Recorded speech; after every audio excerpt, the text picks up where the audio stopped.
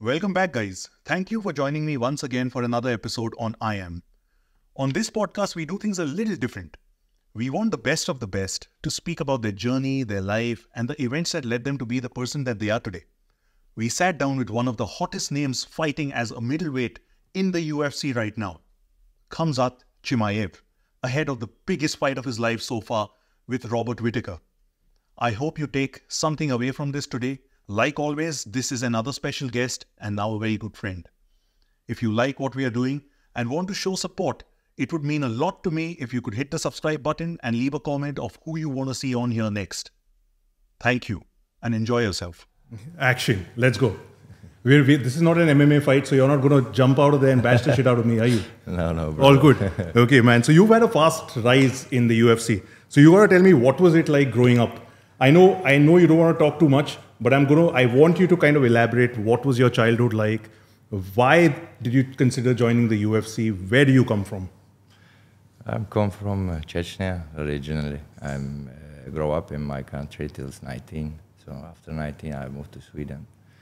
That was tough time, hard time. In my country was the war when I grew up. After the war as well. So I told that before as well. My life wasn't like sugar, you know. So I had tough time with my mom, my family, my dad, and went through many things. And then we moved to Sweden, tried to find some good life, you know, and doing work and training sometimes as well, many years. And when I get 24, so I'm being in the first time in my gym. I want to know a lot more about, when I see you right here, you seem so calm, so composed. Why is it that everybody is so terrified of you in the UFC? Why does everyone call you the baddest and the meanest person? Yeah, we should be a bad guy, man, in the war. Of course. But do you also think that being a bad guy in the UFC is important? Is that a front or is that really you? Because I don't think that's you. No, like in real life, I'm not that kind of guy. Exactly. Beating everyone, you know. So this is my job. This is my goal, you know, to get the belt and to be the best guy who could be in the UFC, you know. Make so much money I could make and help somebody, you know. Very nice. Yeah, that's why I'm different guy in the cage. Why do you want to be the best? I always had that something inside of me. Never want to lose, you know. So I can't take loss. But where does that come from? Why do you not want to lose? Because, maybe because of my life, you know. My life teach me to be a hard person, you know. If you're weak, they eat you up. Who told you this? I'm pretty sure that, all of these programs, they actually are instilled within us when we are children, right? Yeah, of course. And not only me had a tough time, my big brother and my father as well. So they teach me like I am today. Yeah. What kind of tough times? Could you elaborate a little bit, if you don't mind, if I'm not getting too personal with you? Well, after the war, I remember things after the war. While I was the war, I was only 1-2 years old, and I don't remember the war. But after that, so all Chechnya was like a family, you know, like everyone was close to each other. Not everyone had the things they want, you know, the food and a lot of different things, money and this stuff, you know. Yeah. We had a tough time, but that time I thought. Chechnya is all the world, you know. I didn't know we has anything else after that, you know. Right. I thought it normal. Why do you feel that you have to be the baddest and the meanest person in order to survive in this world? And why do you want to be the best? This is like when you're fighting in the cage. It's like I'm in an animal world, you know. So if you don't want to be the leader of the pride of the lions, you know, you could be the strongest one. Without offending you, you look like such a sweet guy, man. Genuinely. And it feels as if like you can't even hurt a fly. And all the documentaries and all the videos that I've seen of you while I was researching you, I was like, this man has a switch. So all of us have that switch somewhere. But I think you have the ability to use that switch at will. How do you do that? when you're in the ring? Where does that animalistic instinct come from? How do you put yourself in the zone? Now that you're training for Whittaker, right? Yeah. How do you put yourself in the zone? I'm in the gym, always switch up, so because in the gym you have to work hard, and after the gym in real life you have to be a good man, so good people, to be a person who help the people, so that's why I'm two different people in the cage, and they just has to fight, beat somebody up, so, and show the toughness, show who I am, real warrior in the cage. That's why it's different in the real life, and I don't want to beat anyone. I don't want to beat people in the outside. Yeah. Some people come to me like, smash everybody, screaming, they think I'm real life. It's like this, Yeah. So, yeah, I don't know where it's come from. Just when I see the war, I switch off, so. So do you put yourself in that zone as if you're entering the war zone when you're in the ring? Yeah. You do that, yeah? Yeah. It feels like old time, like gladiators, so feels kind of that thing, I like it, so sometimes do it. Yeah. Yeah. And you get the money as well. Very important question about money. What does money mean to you? Money is like people think is they make money just for me. If it was for me only, I already made money for all my life. Yeah. But I have sisters, I have brothers, Yeah. I have a mother, father, and my cousins, all my village. Like I built a gym there, and Oh, you built a gym in your village? Yeah. What's the name of the gym? I don't know any names. Just It's just a normal gym. Yeah. A big gym, like I'm trying to do like wrestling sports school, for the kids, and like I've been before. This big kind of big gym. A lot of different things, mosque, and doing the things for Muslim people as well. That's this is money I want to use for the people. For me, money means nothing. So for you personally, just makes me happy if I help somebody, Just helping people. Yeah. So do you think that you oftentimes get taken advantage of because you want to help so many people as well? Advantage, sweet. Do you think that you get taken advantage of? Do people think that, all right, Khamzat is doing so well now, he's rich, he's all of that stuff. Now let me go to Khamzat, ask him for a little bit of help. Maybe he'll help me. Does that happen a lot? And how can you differentiate who do you have to help and who you do not have to help? Because when you become famous, right, all sorts of people come to you. Yeah, that's true. Went through last couple of years about these things. Some people trying to lie, get the money as well. Yes, that's what I meant. Yeah, but because my big brother always helping me with that. If somebody needs the help, if he says the truth, we help him. Or that help we can do, and that's why brother checking everything. And very good. So you have somebody overlooking you, somebody trying to see that is Khamzat with the right people or not. Yeah. What does fame mean to you? How has your life changed after fame? It's a big different that life I lived before. Yeah. So in the beginning was the fun, and it was happy, it was crazy. Some people take a picture, that people recognize you, Yeah.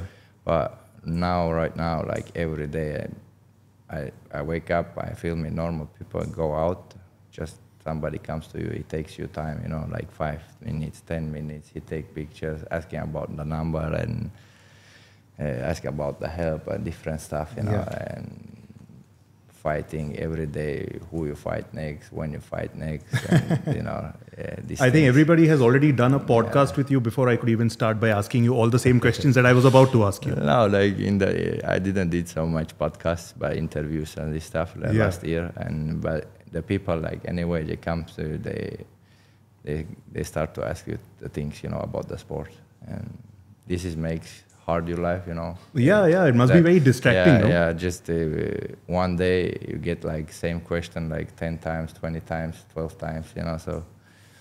I made a whole bunch of these questions just before you came. I was like, should I ask him this? Should I ask him that? I just thought that I should lead with what my heart says, you know. I thought, let me understand you over here. Because I want to sit opposite you because I know you're very reserved. You don't speak much. You're very shy. I just thought that it's very important for me to get to know the person that you are. Yeah. So I'm going to keep these questions aside. So how do you tell those people off? How do you tell them that, all right, man, listen, this is my time to train. Let me train. Let me concentrate. That's why this is what I want to do. My people around me, the guys who works with me, and if I say to somebody, brother, let me alone, and if I say to something, he makes me wrong, you know, like, oh, this guy, he think he's superstar. Why he say to me like, let me go? That's why the people around me, they check if somebody doing too much, and they say, please, brother, come down and let him be, you know. So. What does Islam mean to you? What does religion mean to you? Religion mean for me, for my family, is everything, because whatever we do, like whatever happens in the world, has to go back to the God. You come from the God, you have to go back to Him, you know. And He made the religion. He said to follow that. And this means everything for my family and for me. It has to be a good human first and a good Muslim as well. Yeah. That's most of important in my life. The thing So was it not a big cultural shock for you to enter the UFC also, when you saw people of all different walks of life, some people that are atheists, suddenly, you know, encountering them, facing them, people who are not men of God, although everybody is a man of God. But how did you react to some people? Like, you know, when before a fight you have to engage with somebody, right? Yeah. And they say something about your religion that you may not like, say something about your upbringing that you may not like. How do you counteract that? Yeah, now times a lot of things learned from these couple of years I've been famous, you know. Yeah. And being facing the guys who is not Muslim, not Christian. Yes. They have people, they believe in nothing, you know. So, but everyone has something good inside, you know. So it doesn't matter which religion is that. He's a good guy, and he's gonna be a good human for his family anyway. Yeah. You know. So. Do you have a lot of friends? Yeah, I have a lot of different friends, different religion, different countries, you know. So I find a way to speak with the people, you know. So Nice. yeah. How does one qualify themselves to be your friend? What are the qualifications to become Khamzat Chimaev's friend? First thing I like from the people is loyalty, you know, not lie for me, you know. If it hurts you, if it's not hurts you, makes you happy, anyway, you has to be a loyal, you know. It has to be a right, you know. Don't try to make me happy with a lie, you know. So that kind of guys, that kind of people I like, and let them be close to me. Do you do business with your friends? Yeah, of course. Yeah? Yeah. What does business mean for you? Business just to be and just stay stable in my life, and not always gonna be and just fighting, you know. That's what I wanted to ask you, because you know UFC also has a limited shelf life. Yeah. So how do you maximize on that? And I think one of the few people who has really gone over and above is Conor McGregor, guys like Habib. These guys have really done something crazy, you know, in terms of business as well. Yeah, of course.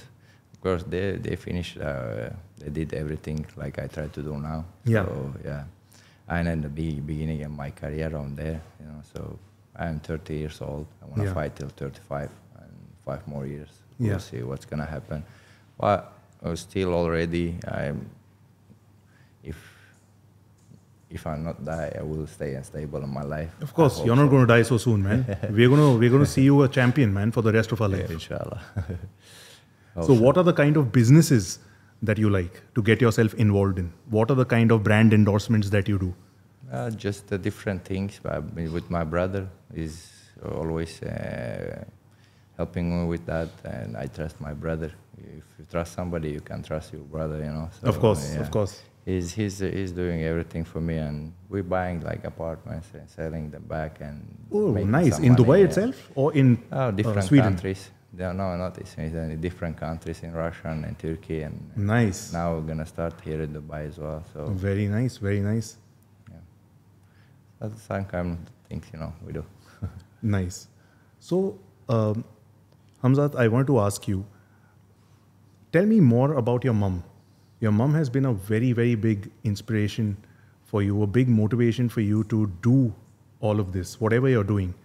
I read and I also saw a video where, you, your brother, your sister would tell your mom, Mom, please eat food. And your mom would wait till the end. And it was only later that you realized that your mom did not have enough on her plate. What does she feel about your success and all of that stuff right now? How has everything changed for her? What does she feel when she sees you and your brother and seeing all this success that you have around you? Well, my family, my mom, really shy people, she don't tell so much, about this. She's asking me, when you finish, is enough? We has everything we do, you don't need to do it, Oh, she wants you to stop. She, from the beginning, she don't like, like when somebody punches the face. And, Of course, she's your mom. Yeah, and so does she watch your fights? She watch before, sometimes not, she can't. And sometimes she hide in the room, she asking what he did, So. Yeah, she been everything for my family. She did so much, and she been like so tough person. Was 5 kids, and to have 5 kids after the war, it's hard, man. It's very hard. Yeah, so you has to give for all the 5 people, give the food, give the clothes for them, make them ready for the school and for the training and. I saw you lived in a gym for almost 3 years. Yeah. Maybe more. I think 4 years.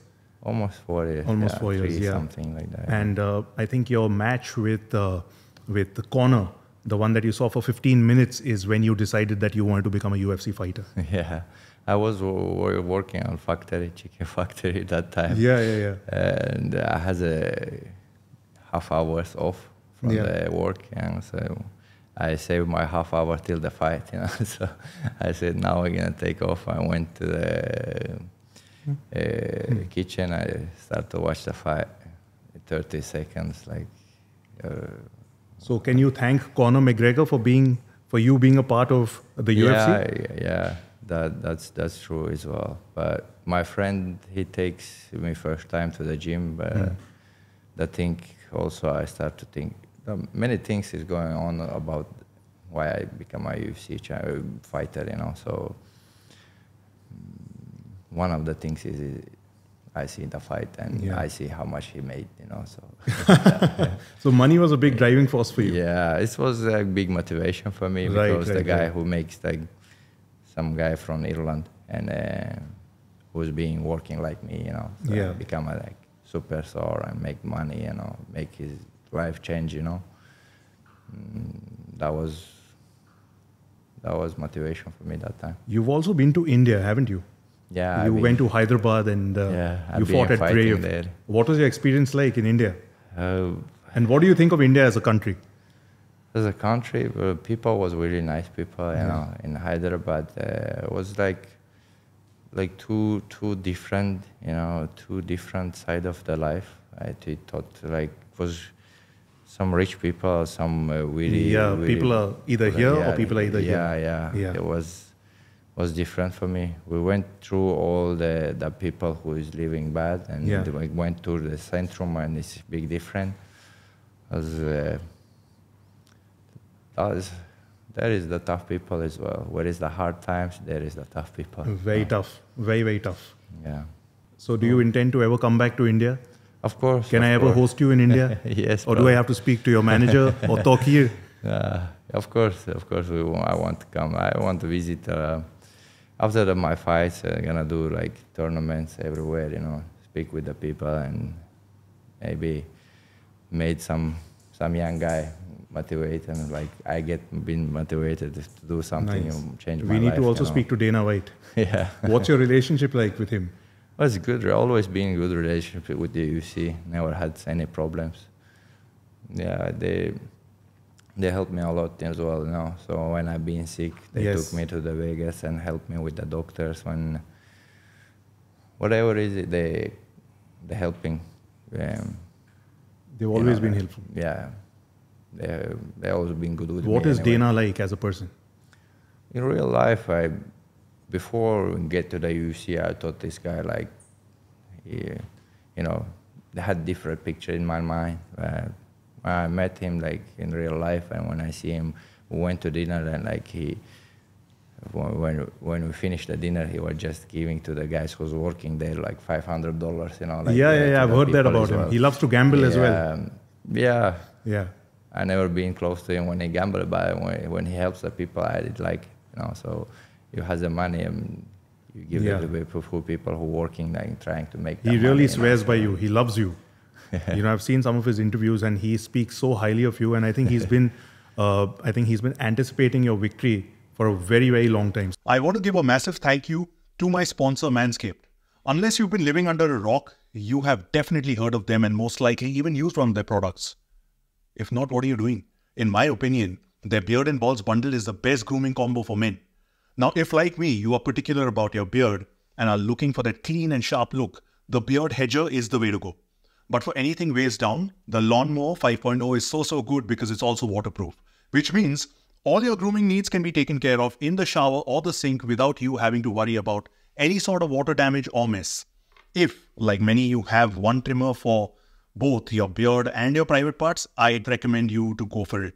It's gentle on the skin, over 20 different length options and skin-safe blade heads. So no matter what country you're in, UAE, India, UK or the US, join the 11 million men worldwide who trust Manscaped. Most importantly, thanks to Manscaped, you can now get 20% off and free shipping with the code EyeAM on manscaped.com. That's not only free shipping, but 20% off on your order with the code EyeAM.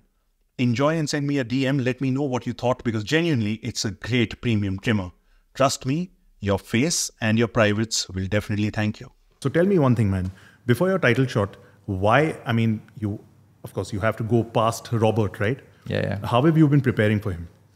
Preparing, like always with that hard work, you know. So now I have a different coaches around me, like, you know, in Russian mountains. We did training there. I never been there. Oh, nice. Doing camp, you know. So my training camp, first time being in Kafkas. Why do you have a different coach this time? So I bring my old wrestling coach as well. He been my coaches, and one of my coach, and then the guy who has fights is striker. Is not secret. I'm gonna take the guy and smash him, you know. So and that's why it was in Russian. I used the Russian coaches who's being there, and they knows how to train in the mountains. And now I come back here. My grappling coach still here with me, and my kickboxing coach as well still with me. Nice. Some of the Russian coach, they couldn't come there because of papers, and but they made me ready. Do you ever get nervous before a fight, considering you're fighting after such a long time? Yeah, when I'm not fighting, I'm there. So when I get sick, all the hard things happen with me, and so it makes me motivated, makes me hungry, you know. And why not me? Why is somebody doing that? Like, makes me angry. Makes you angry. Then I use that anger to make me hungry, you know. So that's amazing, man. That's what I do. Yeah, so it worked like that. Dude, you're amazing, man. You're amazing. So tell me one thing, like, you know, I've heard that, you know, you want to alternate between shuttling between this weight class and you want to go up into a higher weight class also. Why do you want to go up into a higher weight class? Just want to do the things nobody does before. So that's why I'm saying that. Yeah. My plans is like this, but God, he has his plans, you know. So I could be a UFC champ long time before. But I get the corona, I had the operation, I had the surgery, you know, many things happened with on my way, but still here, and 13-0. Bro, that's still amazing. Winning. How do you think you've managed to still sustain your fan base despite having such a long break in between? Well, I can do, but I can't. give them the things they want, you know, because I have my own life. I have to take care of my life as well. Yeah. When you're sick, you don't need to fight. You have to wait until you're good and start again and do the things. And after the victory, they're happy anyway. Yeah, very true. So tell me one thing, how do you celebrate? Like when you celebrate, are you really present in the moment that you've won, or are you just immediately locked in on the next person that you have to go against? That sort of makes me happy, like a couple of seconds after the fight, you know, you win. Then you're like, what next? Yeah, always like that, you know. Or before the fight, I like more, and after the fight, because before the fight, you're more excited, more motivated, and you're hungry, you want to get it, you know. So that more, you have a longer time to be happy, you know. Very, very true. Yeah. So you like the process, you like the journey a lot more than the victory. Yeah, of course. What are you going to do after you win against Whittaker? Nothing, just go chill? back to my family. Yeah? Yeah. Just go back to my family. You can go back to your family even now. Yeah, but... Why do you want to win so bad? My family, before the fight, 1 month before the fight, I'm alone and stay with the training partners, with the coaches, you know, focus on the fight. But after that, I go back straight to my mom and my family, you know. Is your mom in Dubai at the moment, or is she in Sweden? She's in Sweden right now. In Sweden. She's going back to Sweden and Chechnya between going back and forth. Back and forth, huh? Yeah. When did you last visit Chechnya? It's not a long time ago, like 2 months before. You like being here, or Chechnya, or Sweden? Of course, or India. I like I like in Chechnya. Of course, it's my home country. The friends who have been with me when I was young, and is in my village. I like most of the time being to the village, in the village, in the Chechnya. So I had a lot of friends, a lot of good time in Chechnya as well. What do your friends think about your success now that Khamzat is no longer that little Khamzat and he's made it big? You must be like the village superhero now. I think they're proud of me, you know. So, they are proud of you, right? Yeah. We don't have like that thing, so we say like to the people, if it's something, we say you did good, you did right, and but we don't say we're proud of you, and we don't have it in culture, you know, to say that things. Don't make me, I know they're proud of me, you know, anyway, so. Who's your favorite fighter in the UFC? In any weight division? Jon Jones. Jon Jones, huh? Yeah. Do you ever think you'll actually muscle up and get into his division ever, before he retires? And what do you think about his upcoming fight with Stipe? I think he will win that fight. He'll win, yeah? Yeah.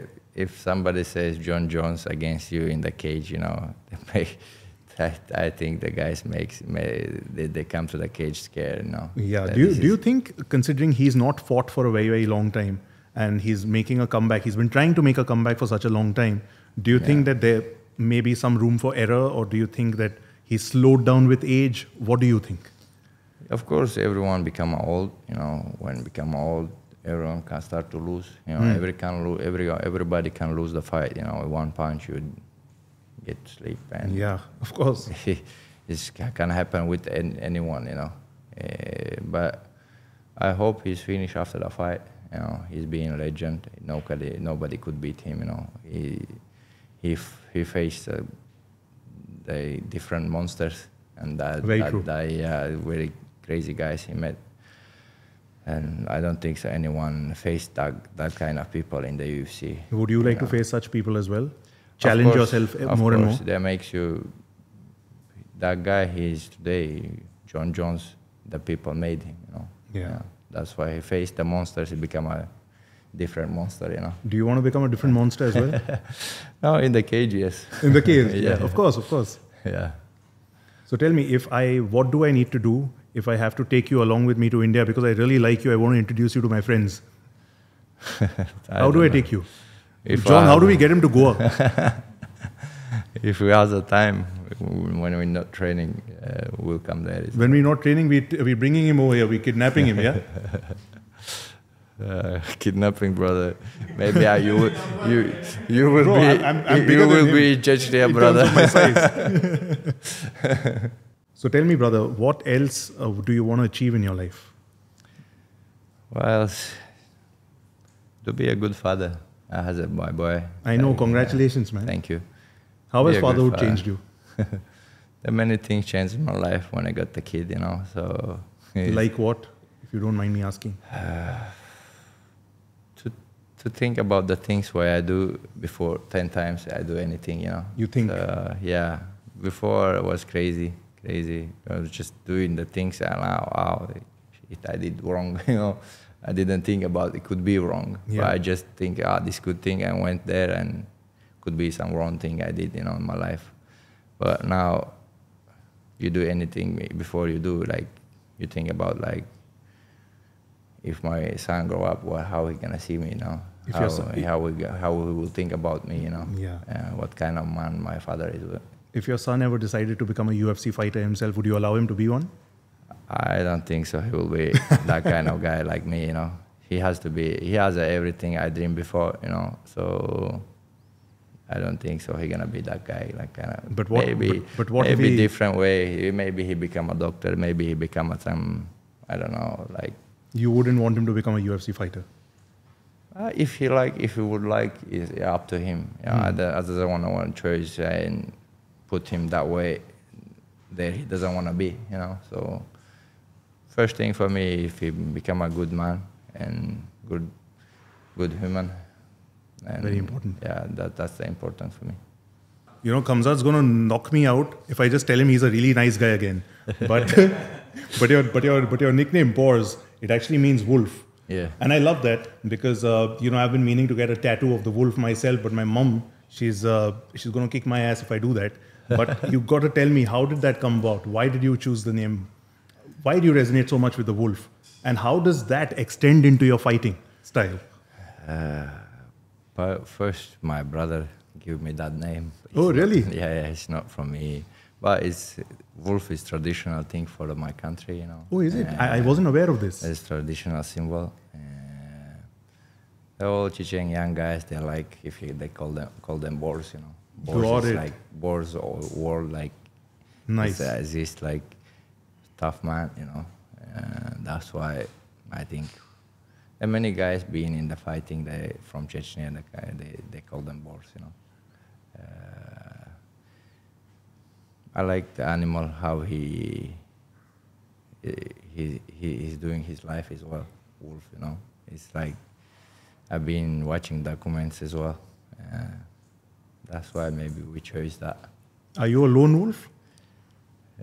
As my family, I don't think so. I am alone. So how in the cage, I am alone. How alike are you to the wolf? What characteristics of a wolf resonate with you the most? To be like the only wolf go to fight bigger animals than him, you know. I can go if anything happens with family, I can fight with anyone, you know. So tell me, if you ever had a choice of fighting anybody from the UFC, past, present, future, who would you fight? I don't know. If they give me good money, if they change my life, if they can give you anyone, they can give you anyone. I'm telling you, they'll give you anyone. Who would you like to fight? We're going to send this podcast to Dana White. I don't know. Maybe I would like face myself. Face yourself? Yeah. Where I can be in break, you know. So where that's amazing. I don't know where, never been in that position. So I keep now enough for me. I can lose. You know? Do you think you're absolutely unbeatable, that you don't want to fight anybody else besides yourself? No, I mean, like, it would be fun when you fight yourself, and then you will know how tough you are. You can't know when you fight somebody, you know, how tough you are. You can lose because of the punch, and you get submitted, and but toughness, you can know about this different way. But don't you think people are fighting themselves any which ways every day? Yeah, they do. I always been thinking, like, I heard long time before, it's all the people has a two wolf, bad wolf and good wolf as well. So you choose which wolf you reveal. You want to be, you know. So what was the question, brother? Again, forget. It's not because of punches, but no, that's okay, man. That's okay. I'll tell you. Why do you not want to fight anybody else besides yourself?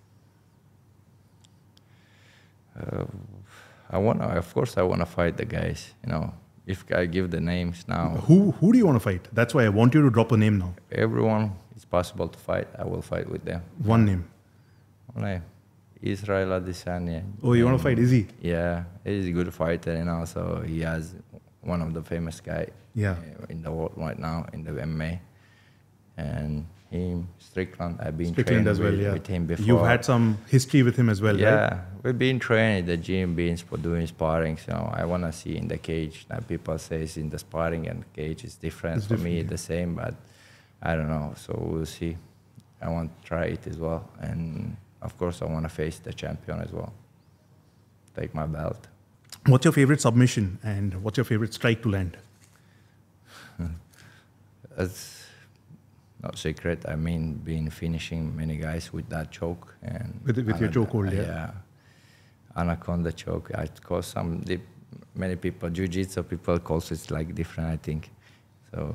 I think it's calls like anaconda. I've seen choke. how you I carry think, people yeah. like that right to the edge Yeah. of the ring. Why do you do that? It's Is just it how an fun. intimidating tactic? No, look, I just emotional, having fun in Yeah. the cage. Yeah. So You're one of the only few people that I've actually seen have fun in the cage as well. Most people are like super intense. bro, it's you're not gonna die. If anyway your time comes, you die whenever you are. But have fun right now. Nice. I think like that. When I'm in cage, you know, it's that time never will be back. That's why I have fun. I do some funny things as well in the cage. You know, sit in the cage and doing like watching people make him like thinking like, what is the guy doing? Yeah, I Watching saw him you like speaking that. to Dana White while you were holding on to that Yeah.